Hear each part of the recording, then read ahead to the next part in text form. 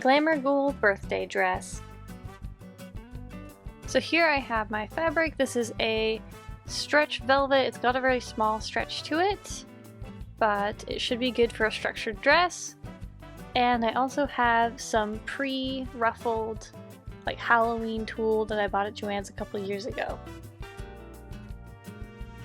Here's my pattern, Butterick 6582. It's a retro reproduction. What I want to do is that cute poofy look, but I also want to keep the hip hugging silhouette as well. So with this pattern, it's actually kind of strange. There's one front piece that you cut out and then the two back pieces, because the front piece has that little flap that does over the shoulder. You only need one extra wide front piece. And next I just have to go on and mark all my markings before I can start sewing anything together. Here's my lining fabric. I need to cut out some facing pieces for my main fabric, and I also need to get some interfacing on them. So I'm just getting those ready next.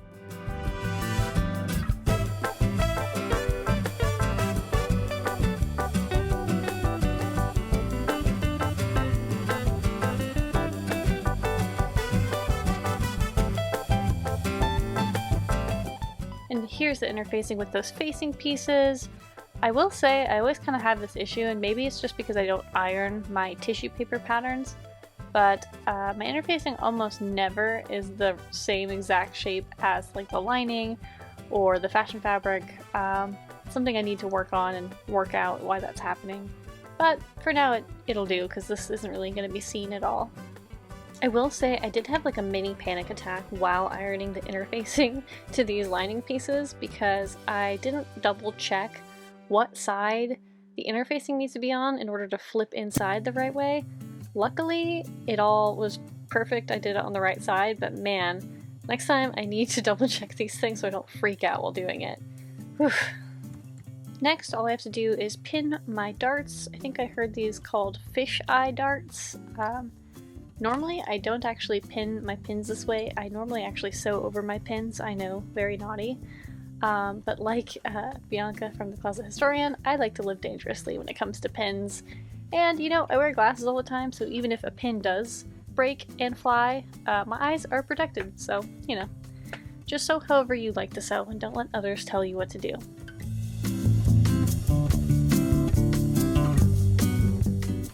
And here I am sewing those darts down and pulling out the needles out of my way. Again, not my normal MO, but this time I thought I'd be nice to myself since it is my birthday dress after all.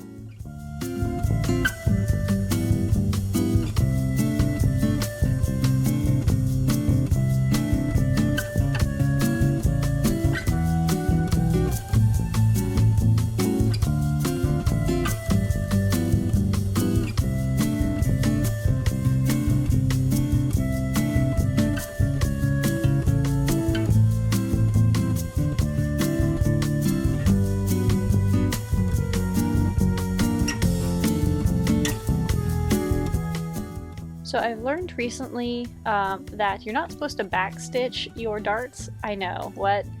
But you're supposed to tie them instead, so I've finally started doing that as well. So, you know, only the best for myself, right?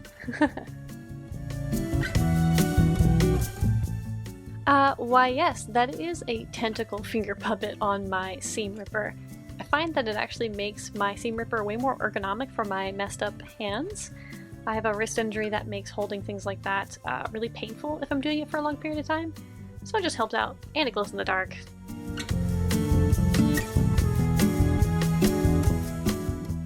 Next, I just need to gather the shoulder seams of the front of the dress before I can attach them together and add the facings after that.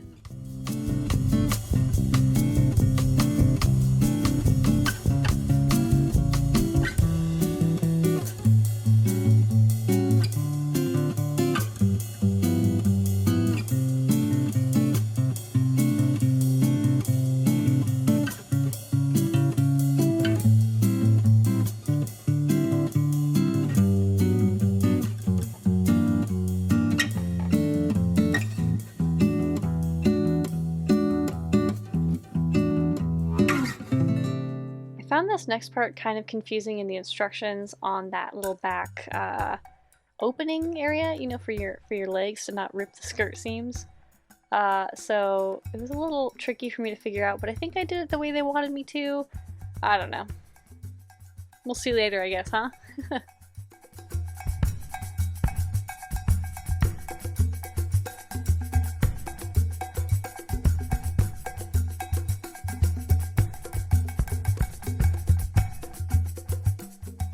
Here I'm just pinning the area in between that little like opening area and where the zipper will end on the back of the dress, and then I just need to stitch this little area in place, and then I can move on to the next step.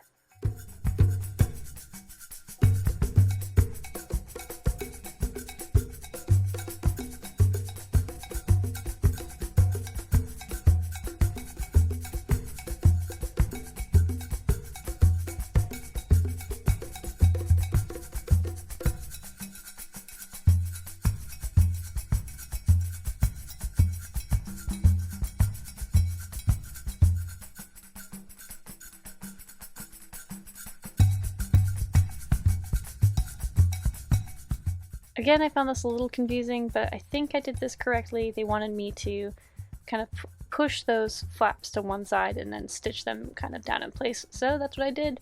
In the end, I think it'll look okay, but I'm not really sure if I'm doing it correctly.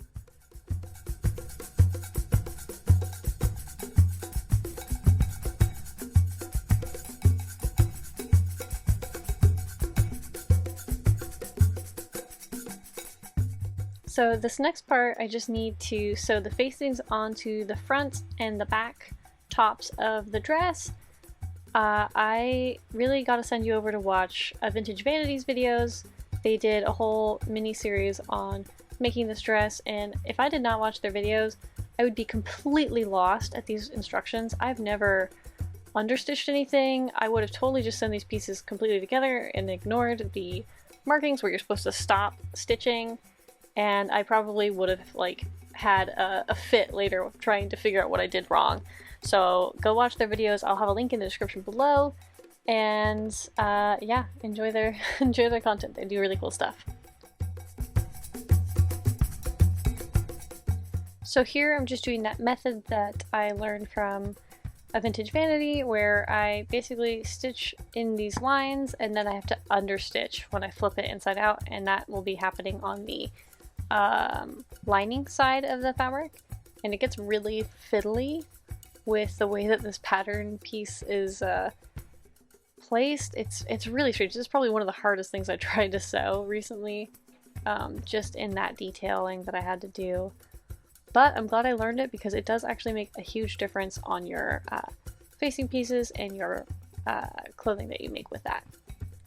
So I highly recommend understitching on your dresses that need facings, or whatever you make that needs facings, because man, does it make a difference, and it looks pretty professional too.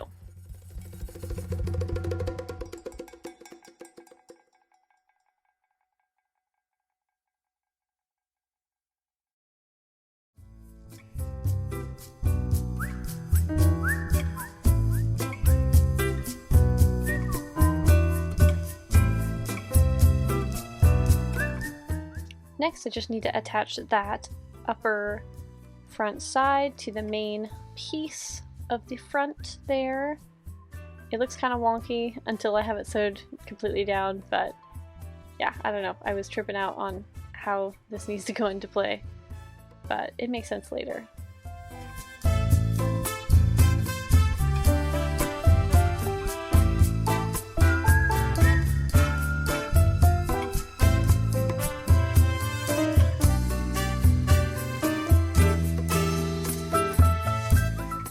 Then to add the facing to the front, it's this really long, weird piece that doesn't really look like it'll make any sense, but again, it does later on. And then I also will have to understitch this piece as well, which is still tricky, but not as hard as that much smaller piece.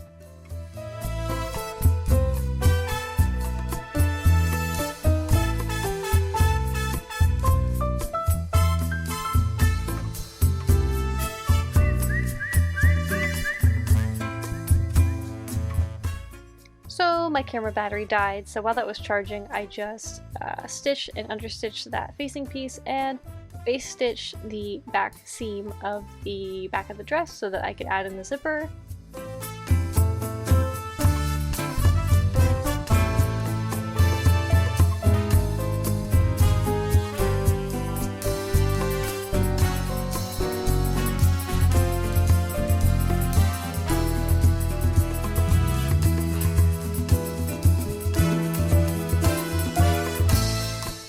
So this is probably one of my least favorite things to do is zippers. I hate that I have to change my foot on my machine and set all this stuff up, and because this is velvet, I can't iron anything because I don't have that little needle board, nor do I want to try to iron velvet. It just sounds like a lot of not fun.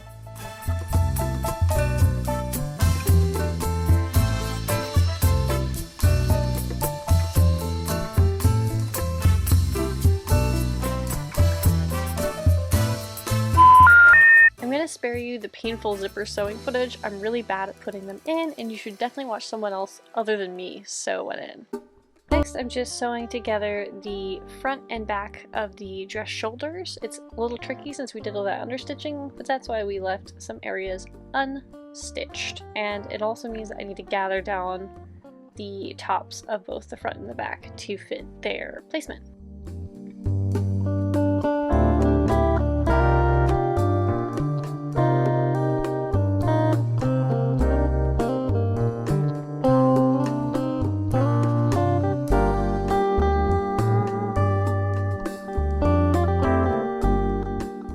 Now that I've sewn the front and back shoulder seams together, I just need to close up that gap that we left open when we were sewing the sides and understitching the same sides.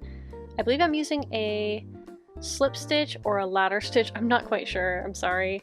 But basically you just want to use a nice hidden stitch that gets both pieces together.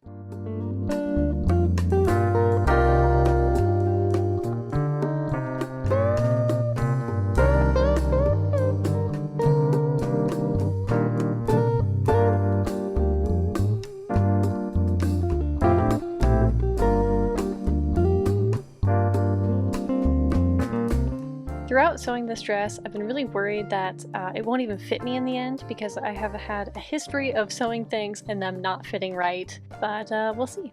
We'll see what happens. Next, I just need to sew the side seams together and then I can truly try it on and see how it fits.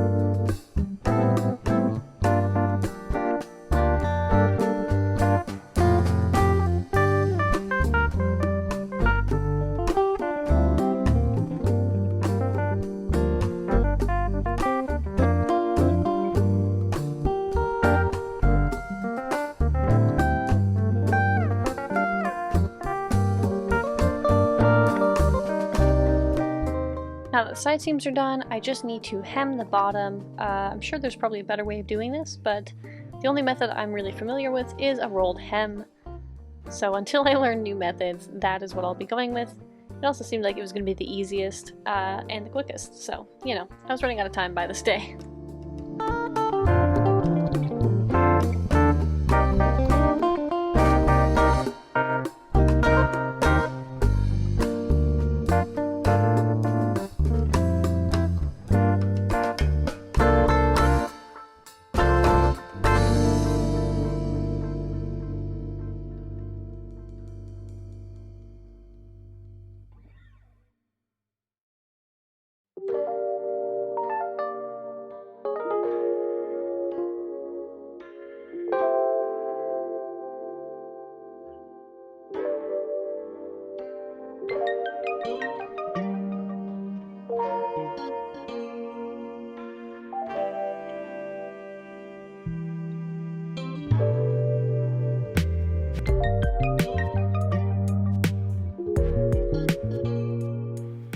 for the detachable skirt.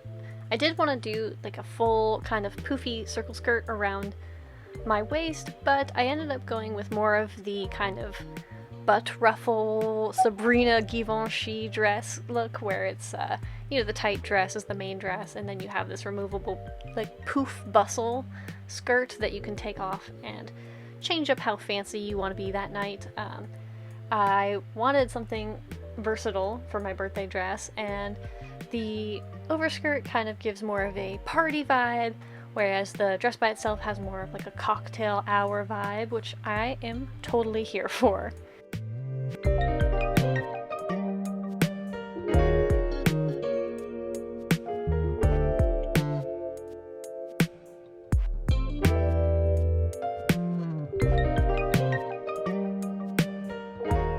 I'm using the same belt piece from this pattern to make the waistband for my removable skirt, so I'll just be cutting one layer of velvet with the same pattern and attaching the skirt to it. Next thing I need to do before attaching the waistband to the skirt is to gather the skirt down, and this is also partially why I decided to do like the half skirt instead of the full skirt, is because when I gathered this down it was only enough for half a skirt, and I really didn't want to cut and gather the other half of the fabric that I had lying around, and besides I think this gives it more of that vintage pizzazz.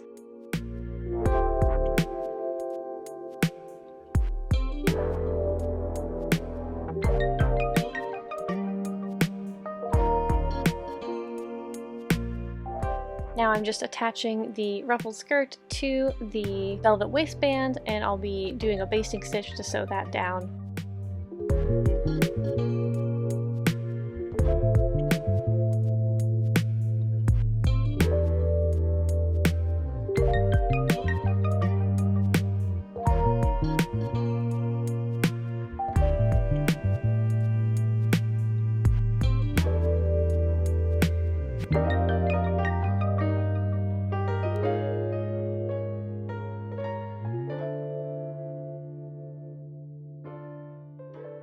Then I will just sew straight along that edge, and then I'll meet you back here.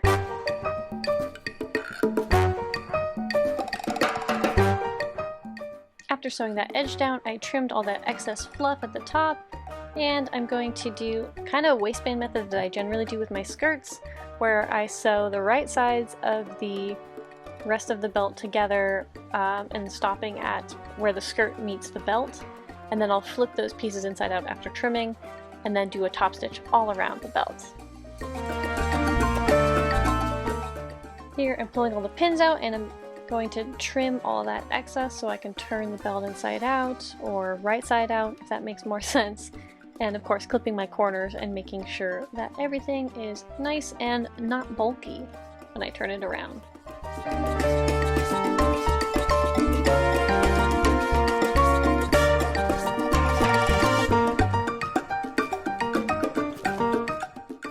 Now I'm just going to flip that little unfinished edge inside, since I have the belt turned right side out, and I'm just going to top stitch all around the belt piece in the skirt to lock that inside in place, and then I will be ready to add a buckle.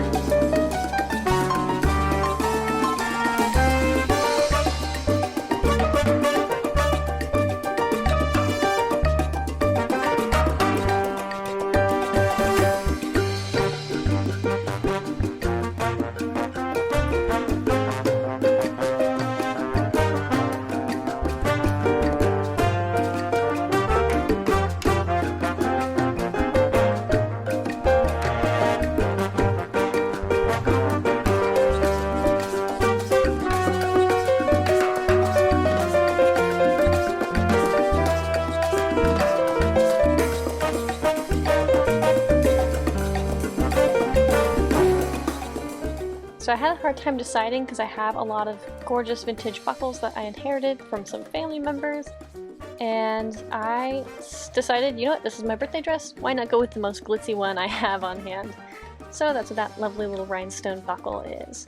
Now, I'm probably not attaching this in the best way, but it's the easiest way I could think of without doing any more work to this. And my dress is finished.